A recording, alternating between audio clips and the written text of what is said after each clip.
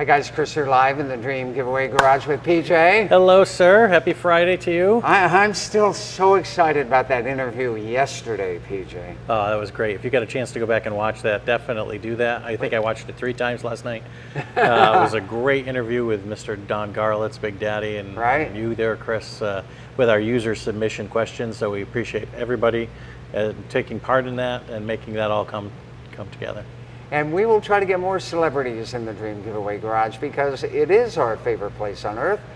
And thanks for giving us all that great positive feedback on that interview with Don Garlitz yesterday. You guys rock. Today is Fire It Up Friday. Guess what? There's going to be 4 Fire It Ups today. 4 Fire It Ups. That's right.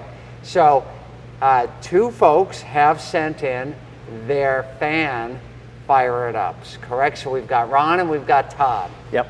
So what we're going to do is we're going to run Ron's first. And his vehicle, 2017 Chevrolet SS. And we'll run it first, then I'm going to tell you a little bit about that car, and then we're going to fire up the GT500. Or are we doing it the other way? No, you got it right. Okay, I got it right.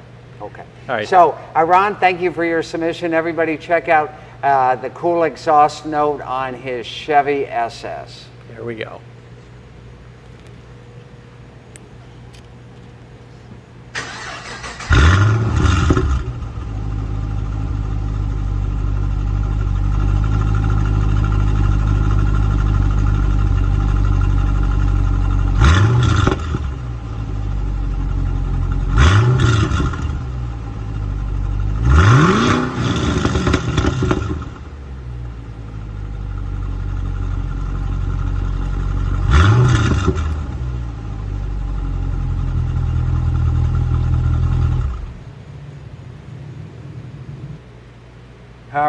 Ron, thank you so much for sending that on over to us. What a great sound. That does not sound like a stock exhaust or stock cam on his 2017 Chevy SS.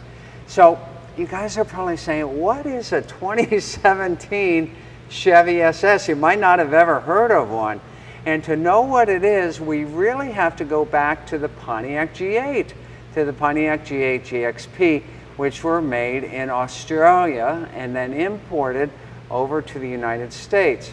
So when Pontiac was dissolved in 2009, then Chevy still had all of these hold-ins that were sitting down there, and they had to figure out what they should do with them.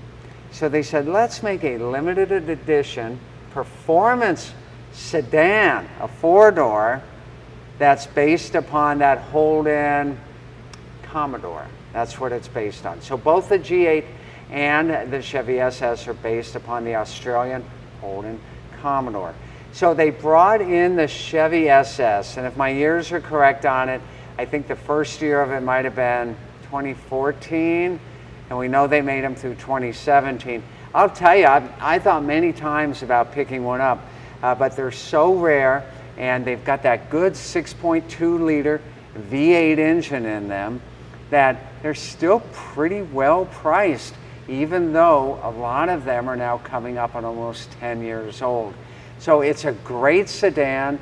My only beef with the Chevy SS is that in the past, Chevy had always put a model name in front of SS for Super Sport, right?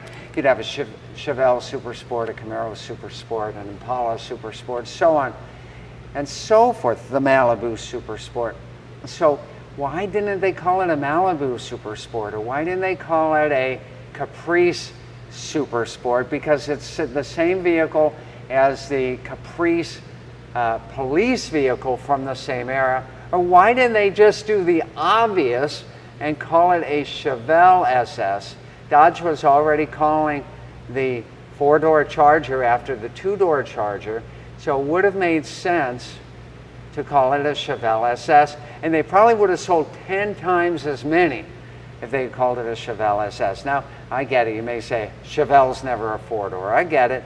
But regardless, they probably should have put a name in front of SS. What a great car, Ron. Hope you're taking good care of it, and maybe someday I'll even own a Chevy SS from from the mid-2010s. Cool car.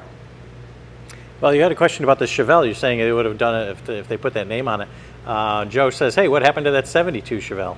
72 Chevelle. Well, we just found out today that Andre from the great state of Illinois is accepting the prize. He got his paperwork back. So it's here waiting for an awards ceremony. PJ and I were talking earlier today, and we'll probably hold that awards ceremony sometime the middle of September after that long Labor Day weekend. That's right. Tommy says, Chris, you nailed it on the name SS. Thanks. Thoughts on the GTD Mustang? Wow, $300,000? Oh yeah, we saw that this morning. Yeah, big bucks. You know, and listen, there will be celebrities who have that money, guys who have big collections who can pick up one of those.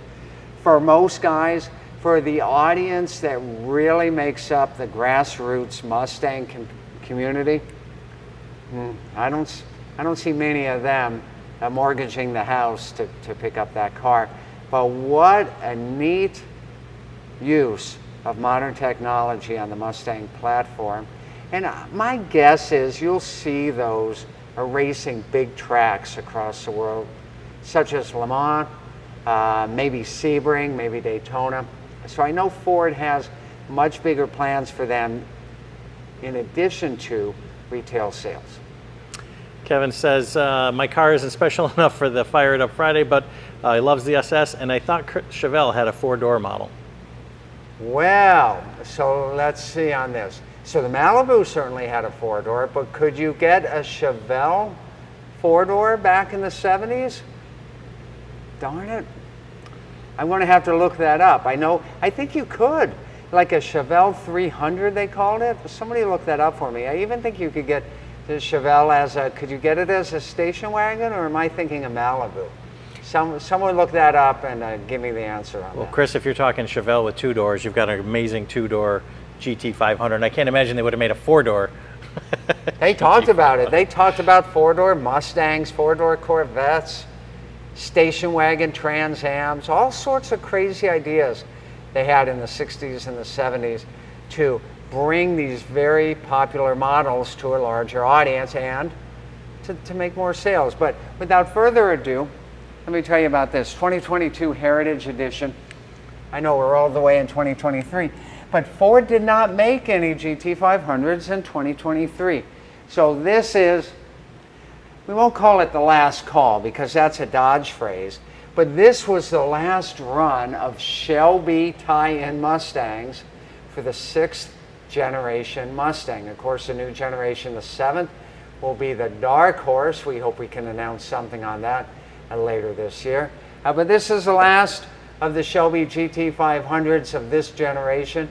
It might be 25, 26, maybe 2027 before we see a GT500 on the new platform. But as I said, without further ado, let's get on in here. This is an amazing flat plane crank engine. And what great sounding exhaust as well. There is mild to wild on here. PJ, I'm not sure if you can show it right here. Is it? No, it's not that button there. I'll find that button and I'll point it out to you after PJ gets back. All right, let's go ahead.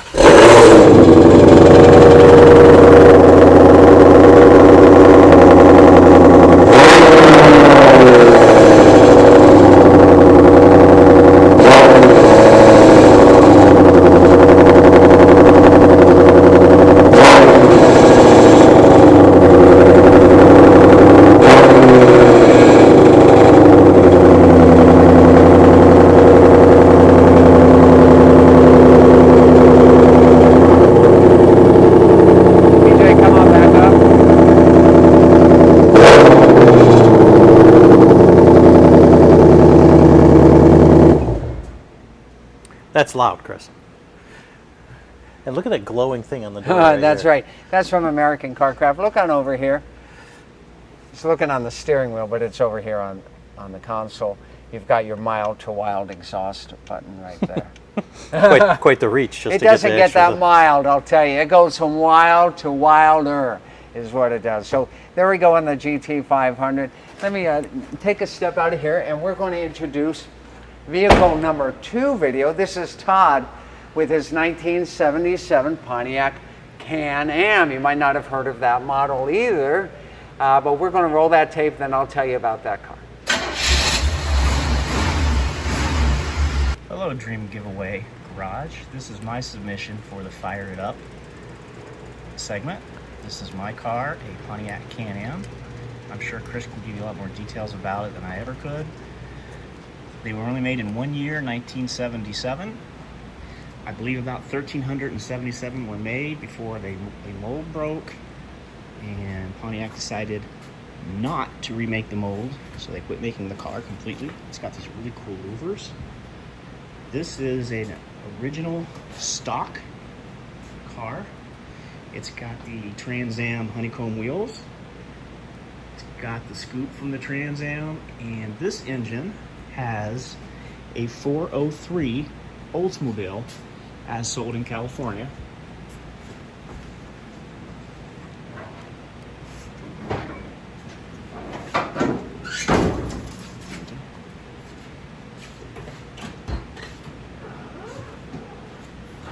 So you can hear it. It's pretty quiet because in 77 they had all the things to deter the muscle from the car as well as catalytic converters, so it's pretty quiet.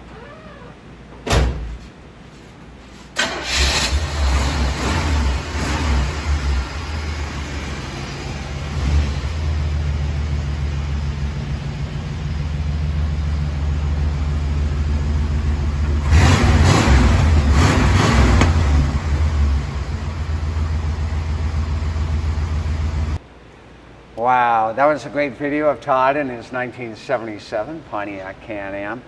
So as I was saying, you may not have heard of that model vehicle before. They were only made 1 year, as Todd mentioned, 1977, and the official number is 1,377.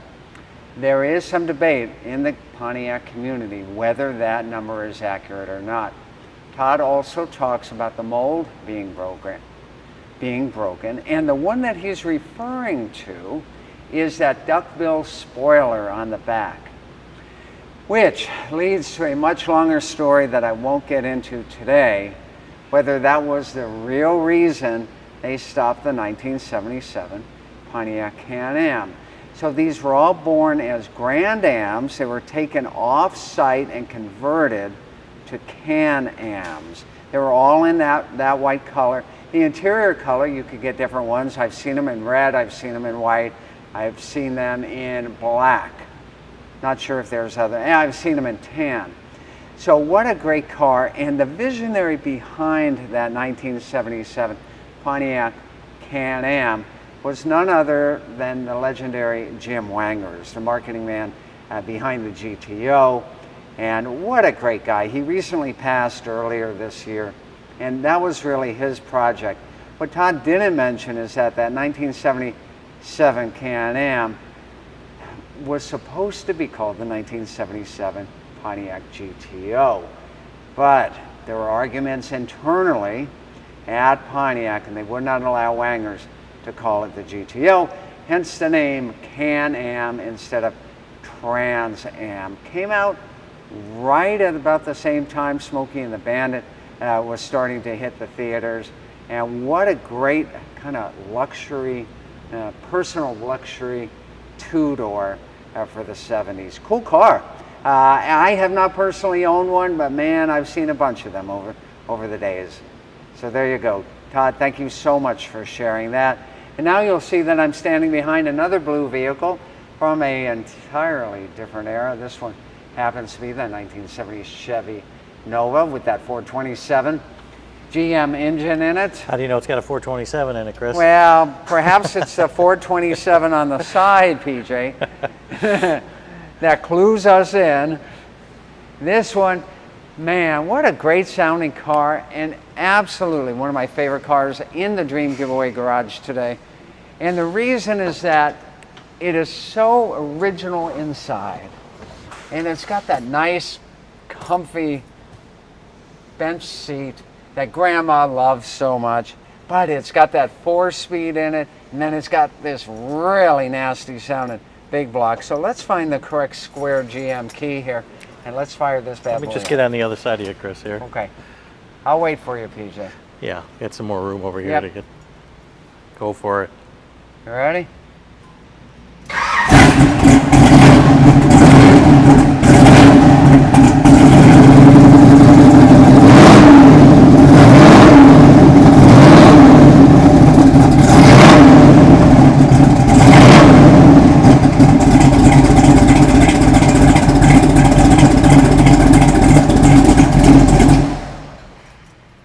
Wow. Love that sound. Wow. You think it's louder than the GT500? What do you guys think? I say no. I don't think it is louder. You think the GT500 is louder? On the first pop. Yeah, absolutely. What a cool car, though. You guys need to show some love for the Nova, because I guarantee you'd love to put this in your garage. Remember, that crate engine is a super expensive GM Performance ZZ427/480, which means 480 horsepower. Bulletproof M22, a rock crusher, 4-speed, Caltrax out back, posi traction. This is a muscle car. It doesn't lead too much in the way of not finding a lot of blind spots, because look how small that little mirror is. You still even have the little lock button. That's right, before all the safety stuff that we have today. What a fun car. By the way, I think the mileage on this at 59,000 is accurate. Even that door buzzer works. I don't know if you heard it there. Well, there we go. Remember, make your fan fire it up video and send it to us. PJ, what's that number they can text us? I got it right up on the screen right now, so they can go ahead and jot that down. Okay. And we would love to see your next Fire It Up for Fire It Up Friday. And we'll share it with our audience one of these upcoming Fridays. Remember, Bel Air ended last night. Anybody call you today wanting tickets, PJ? Not yet, actually, so it was pretty good. There you go. Well, guys, let's kick off that weekend early. We'll see you on Monday. Have a great weekend, and we'll see you with more great fun, more great action, more great grand prizes. Only happens here in our favorite